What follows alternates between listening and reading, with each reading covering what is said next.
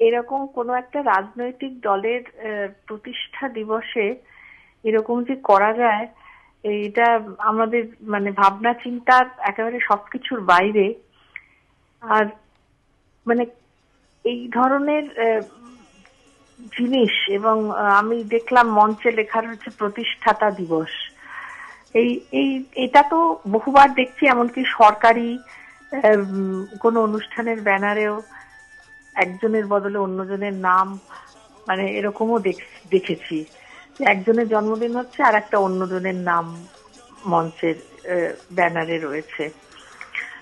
এই আমরা যে মানে কি বলবো, আমার বলার ভাষা নেই। আমি এত মানে কি বলবো, এত মানে আহত হয়ে গেছি পুরো ব্যাপারটা দেখে যে আমার কিচ্ছু বলতে পারছি না। আমি আমি শুধু এইটুকু বলবো যে এটা পশ্চিমবঙ্গ কেন, ভারতবর্ষ কেন, পশ্চিমবঙ্গ কেন, এটা কোনো জায়গাকারই কোনো কোনো সংস্কৃতি নয়।